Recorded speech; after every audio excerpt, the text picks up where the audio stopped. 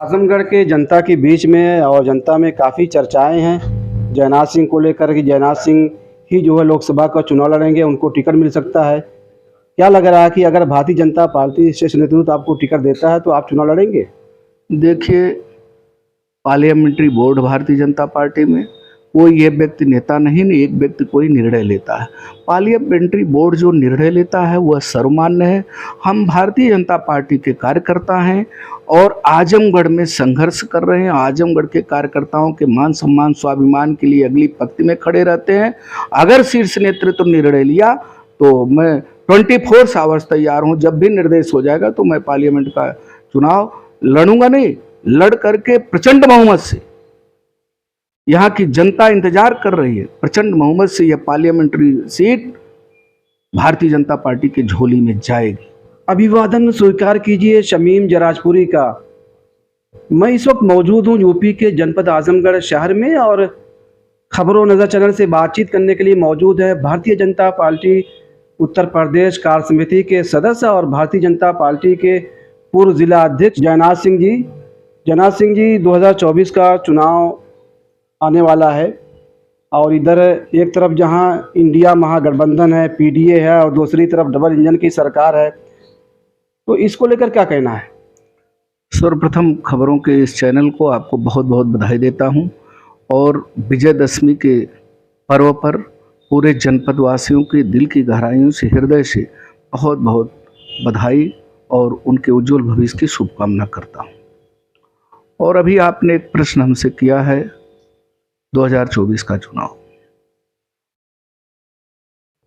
2024 का चुनाव अभी आप देख रहे होंगे, कई दल मिलकर के गठबंधन कर रहे हैं। अभी गठबंधन हुआ नहीं, अभी बाजा बजा नहीं, शहनाई बजी नहीं और बारात पहुंची नहीं। तलाक तलाक तलाक हो चुका। और अब हिंदुस्तान की जनता पढ़ी लिखी है, जागरूक है, वो समझ रही है, परख ली है और केवल इन लोगों की जो पार्टी गठबंधन की बना रहे थे, तमाम दल मिलकर के छोटे छोटे, उनका नजरिया केवल एक था कि हम सब मिलकर के मोदी जी को कैसे रोकें। मोदी जी का रथ 2014 से शुरू हुआ, 2019 आगे बढ़ा, 19 के बाद अब 24 का रथ और दुगने वेग से चल रहा है। अब हिंदुस्तान में कोई ऐसा दल नहीं है, कोई ऐसी पार्टी नहीं है, गठबंधन, महागठबंधन, ठगबंधन, जितना ये लोग कर लें अब रोक नहीं पाएंगे। और सबसे बड़ी बात है, समाजवादी पार्टी के राष्ट्रीय अध्यक्ष,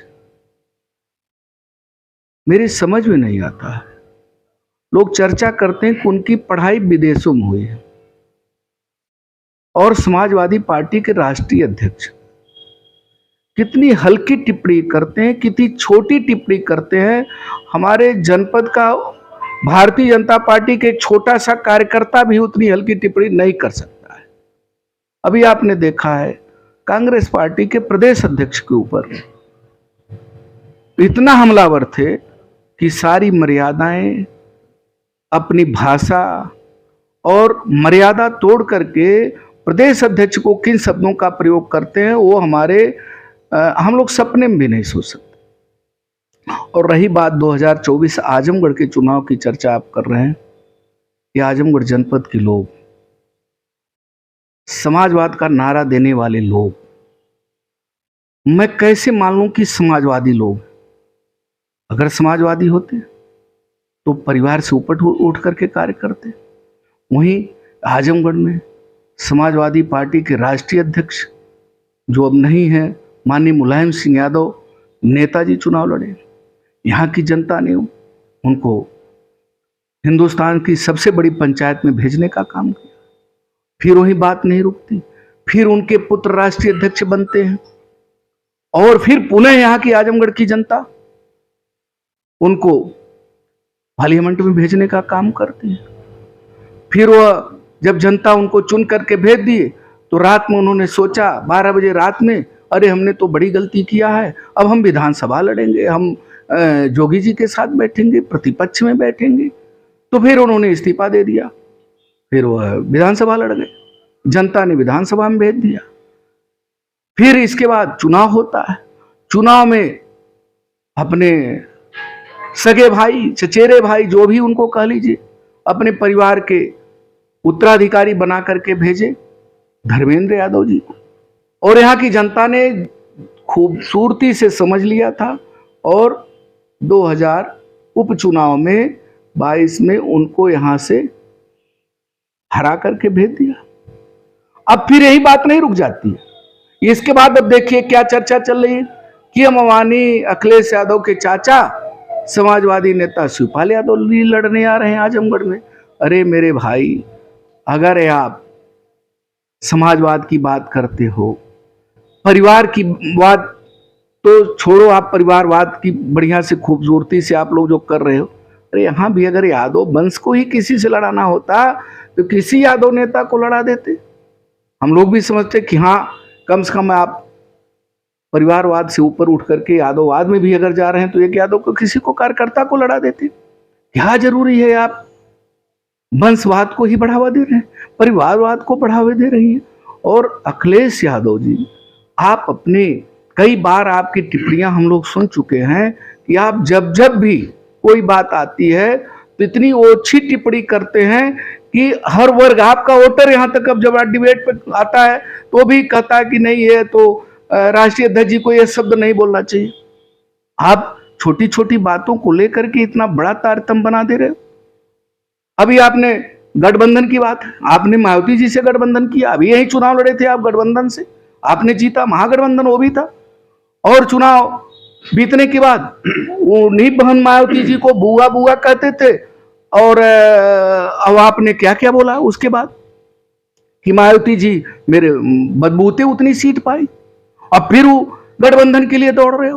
तो अखिलेश यादव जी परिपक्व लीडर नहीं है, उनको पहले कहीं अपने सीनियरों के साथ बैठ करके ज्ञान अर्जित करना चाहिए और इसके बाद 2-2 मिनट में नई नई टिप्पणी, 2-2 मिनट में नए नए विवाद पैदा कर करके, और हमको लगता है कि यह उनके पार्टी का अंदरूनी मैटर है, मुझको नहीं बोलना चाहिए, लेकिन वह पार्टी अब धरातल के बाद क्या होता है, रसातल।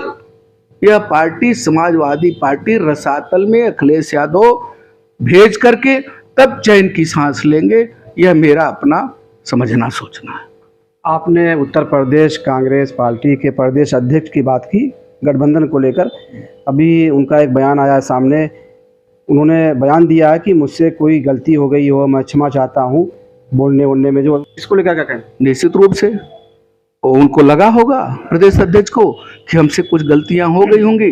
प्रदेश राष्ट्रीय नेतृत्व राहुल गांधी, सोनिया गांधी जी का फोन आया होगा, वो अपने आप को बैकफुट पे आए होंगे और गलती माफी भी मांग लिए। लेकिन अब वो माफ करना ये अखिलेश यादव की जिम्मे है। अखिलेश यादव राष्ट्रीय अध्यक्ष हैं, अब उनके आगे वो प्रदेश अध्यक्ष बना नजर आ रहा है। वो क्या कहते हैं, उन्होंने कहा कि जो है ये छोटे छोटे नेताओं को, उनको कुछ ऐसे शब्दों से कहा कि जो मैं नहीं बोल पा सकता। जना सिंह जी, समाजवादी पार्टी बीजेपी पर आरोप लगा रही है। अक्सर समाजवादी पार्टी के नेताओं का बयान आता है कि भारतीय जनता पार्टी ये जात बिरादरी की सियासत करती है, जातिवाद को बढ़ावा दे रही है। तो इसको लेकर क्या कहना है? आप मेरे शुभचिंतक भी हैं, पत्रकार भी हैं, आप आजमगढ़ में हैं। कोई एक एग्जाम्पल, भारतीय जनता पार्टी अगर परिवार की बात की होती तो आज हिंदुस्तान के राष्ट्रीय अध्यक्ष जेपी नड्डा नहीं होते, अमित शाह नहीं होते, और किसान के बेटे, हिंदुस्तान की बड़ी शख्सियत आदरणीय श्री राजनाथ सिंह, जो चंदौली के भभौरा गांव में पैदा हुए, वह भारतीय जनता पार्टी हिंदुस्तान की सबसे बड़ी पार्टी के राष्ट्रीय अध्यक्ष नहीं होते। अगर परिवार की बात होती तो राष्ट्रीय अध्यक्ष जो हमारे हुए हैं एक परिवार के नहीं हुए। और यह भारतीय जनता पार्टी की परंपरा रही है कि भारतीय जनता पार्टी का बूथ अध्यक्ष भी कभी वह प्रदेश अध्यक्ष हो सकता है और कभी वही बूथ अध्यक्ष हमारा राष्ट्रीय अध्यक्ष बन सकता है। ये केवल यह भारतीय जनता पार्टी में संभव है और किसी दल में संभव नहीं है। चाहे समाजवादी पार्टी हो, उसको उठा के देख लीजिए, चाहे बहुजन समाज पार्टी उसको उठा के देख लीजिए, और चाहे कांग्रेस पार्टी है उसको उठा करके आप देख लीजिए, और अन्य प्रदेशों में जो स्टेट पार्टियां हैं उनको आप उठा के देख लीजिए। किसी दल में ऐसा संभव नहीं है, न किसी दल में ऐसे कार्यकर्ता हैं जिस तरह भारतीय जनता पार्टी में। आजमगढ़ के जनता के बीच में और जनता में काफ़ी चर्चाएं हैं जयनाथ सिंह को लेकर कि जयनाथ सिंह ही जो है लोकसभा का चुनाव लड़ेंगे, उनको टिकट मिल सकता है। क्या लग रहा है कि अगर भारतीय जनता पार्टी शीर्ष नेतृत्व आपको टिकट देता है तो आप चुनाव लड़ेंगे?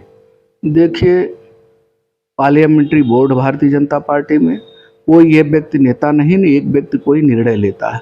पार्लियामेंट्री बोर्ड जो निर्णय लेता है वह सर्वमान्य है। हम भारतीय जनता पार्टी के कार्यकर्ता हैं और आजमगढ़ में संघर्ष कर रहे हैं। आजमगढ़ के कार्यकर्ताओं के मान सम्मान स्वाभिमान के लिए अगली पंक्ति में खड़े रहते हैं। अगर शीर्ष नेतृत्व निर्णय लिया तो मैं 24 आवर्स तैयार हूँ। जब भी निर्देश हो जाएगा तो मैं पार्लियामेंट का चुनाव लड़ूंगा, नहीं लड़ करके प्रचंड बहुमत से, यहाँ की जनता इंतजार कर रही है, प्रचंड बहुमत से यह parliamentary seat Bharatiya Janata party की झोली में जाएगी। समाजवादी पार्टी तो कह रही है कि कुछ कमियां रह गई जिसकी वजह से लोकसभा आजमगढ़ सदर का चुनाव हम जो हार गए, लेकिन 2024 के चुनाव में हम दोनों सीटें जीतेंगे और सामने जो है विपक्ष है, इंडिया महागठबंधन है, पीडीए है और डबल इंजन की सरकार आती है, तो चुनौतियां रहेंगी। देखिए, अखिलेश यादव तो पहला चुनाव ही हार जाते। अगर वो महागठबंधन बसपा और सपा का न हुआ होता तो अखिलेश यादव की आजमगढ़ की जनता यहाँ जमानत जब्त कर देती। वो तो उसमें नैया उनकी पार हो गई। और रही अखिलेश यादव का अहंकार बोल रहा है। अखिलेश यादव को आजमगढ़ की जनता और आजमगढ़ के जन जन में हो गया है कि अखिलेश यादव यहाँ से किस स्थिति में होंगे। अखिलेश यादव के परिवार का कोई व्यक्ति लड़ेगा, मैं दावे के साथ इसको आप नोट कर लीजिए, उसकी यहाँ की जनता, आजमगढ़ के लोग, यह राहुल शंकरदयायन की धरती है, यह महर्षि दुर्वासा ऋषि की धरती है, यह हरिओद जी की धरती है। यहाँ से उनकी जनता जमानत जब्त करा के भेजेगी। उनकी सारी रणनीति जो जाति समीकरण पे कि यादव और मुस्लिम हमारे साथ है, आज यादव समाज भी 50% भारतीय जनता पार्टी के साथ खड़ा है और वही मुस्लिम समाज भी, अल्पसंख्यक मोर्चा हमारा काम कर रहा है, अल्पसंख्यक मुस्लिम समाज भी आज भारतीय जनता पार्टी के आजमगढ़ के लोग खड़े मिलेंगे आपको। लेकिन वही विपक्ष आपके ऊपर आरोप लगा रहा है कि आप लोग जो है बीजेपी जात बिरादरी को देखकर कार्रवाई करती है, बदले की भावना से कार्रवाई कर रहे हैं। अच्छा, ये बताइए, आजमगढ़ में आप, मैं दूर लंबी बात नहीं करूं, आजमगढ़ में बता दीजिए कि भाजपा के लोग कौन जात बिरादरी की बात करते हैं। हमारा एक पाल समाज का व्यक्ति जो जिलाध्यक्ष है हमारे जनपद में, हमको लगता है कि 2-2.5 हज़ार लोग होंगे पाल समाज के लोग, और पार्टी ने उनको एक गरीब परिवार के बेटे को जिलाध्यक्ष बनाया। पार्लियामेंट मैंने किसको दिया?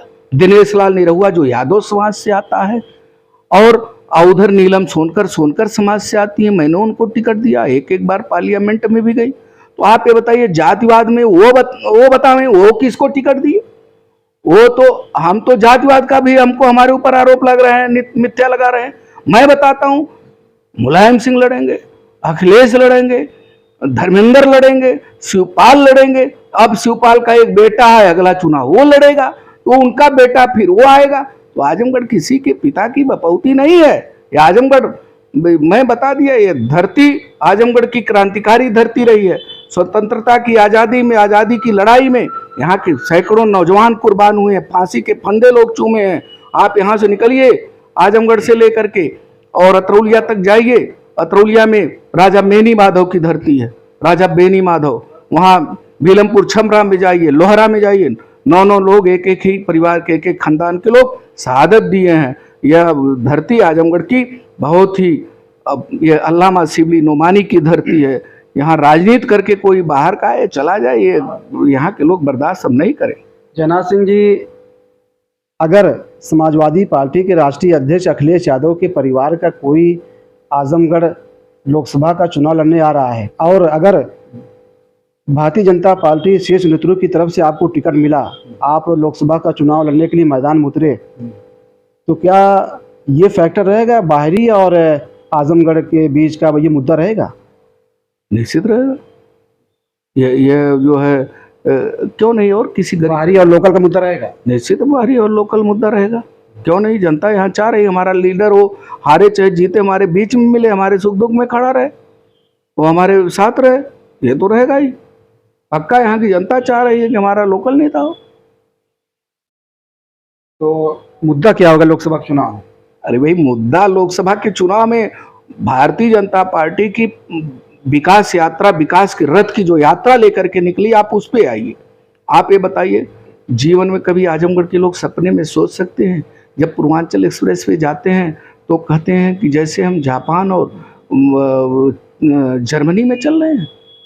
इतनी भव्य सड़कें, कोई सपने में सोचा था कि आजमगढ़ का इतना बड़ा विकास होगा? और लोग एक बार जरूर, चाहे पक्ष हो चाहे विपक्ष हो, मित्र एक बार जरूर कहते हैं, वाह रे जोगी जी, वाह रे मोदी जी। इस दिल की धड़कन उनकी बोलती है कि जोगी और मोदी जी ने जितना बड़ा काम आजमगढ़ के लिए किया, जो सपने में असंभव था। और वही बात नहीं रुक जाती है। आप भी विद्यार्थी रहे हैं, सिवली कॉलेज से आप पढ़े हैं, मैं भी सिवली कॉलेज का छात्र नेता रहा हूँ, विद्यार्थी रहा हूँ।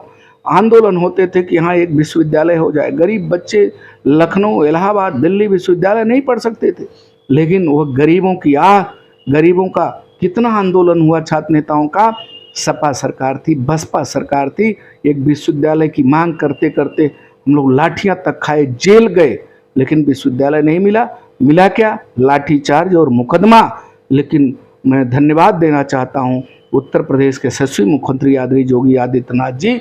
मैं जिलाध्यक्ष था, केवल एक पत्र लिखा गया, और वह पत्र लिखते ही उन्होंने कहा नहीं, भव्य विश्वविद्यालय बनेगा।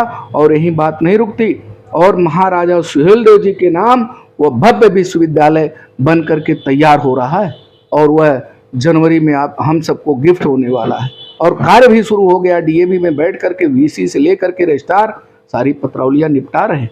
लेकिन समाजवादी पार्टी तो कह रहे हैं कि पूर्वांचल एक्सप्रेस वे तो हमने बनवाया, बीजेपी ने सिर्फ फीता काटने का काम किया है, आपके ऊपर आरोप लगा रही। अब वह मुंगेरी लाल के सपने की बात, उनके हसीन सपने न दिखावें अखिलेश यादव जी। अखिलेश यादव जी, आपने ज़मीन एक्वायर नहीं किया, किसी किसान को पैसा दिया नहीं, किसी का किसान से कोई बात नहीं किया, वो आप पूर्वांचल एक्सप्रेसवे बना दिए। ये 12 बजे रात में आप सोचते हैं, सुबह 4 बजे तक उसको भूल जाते हैं। आप क्या क्या किए? अरे आजमगढ़ के स्वर्ण अक्षरों में अब नाम लिखा जा रहा है। हाँ, एक बार लोग कहते हैं, अरे भाई आपने आजमगढ़ के नौजवानों को शिक्षा के क्षेत्र में आगे बढ़ाना चाहिए था, आपने उसको नहीं बढ़ाया। शिक्षा के क्षेत्र में आदरणीय पूज्य परम पूज्य जोगी महाराज जी ने विश्वविद्यालय देकर के आजमगढ़ के नौजवानों को शिक्षा के क्षेत्र में नई रोशनी देने का काम किया। ये थे भारतीय जनता पार्टी उत्तर प्रदेश कार्य समिति के सदस्य और भारतीय जनता पार्टी के पूर्व जिला अध्यक्ष जयनाथ सिंह, जो खबरों नजर चैनल से बातचीत कर रहे थे। खबरों नजर चैनल के लिए शमीम जराजपुरी, आजमगढ़। ताज़ा और तमाम खबरों को देखने के लिए हमारे चैनल को सब्सक्राइब करें। वीडियो पसंद आए तो लाइक और शेयर करें। खबर और विज्ञापन के लिए संपर्क करें।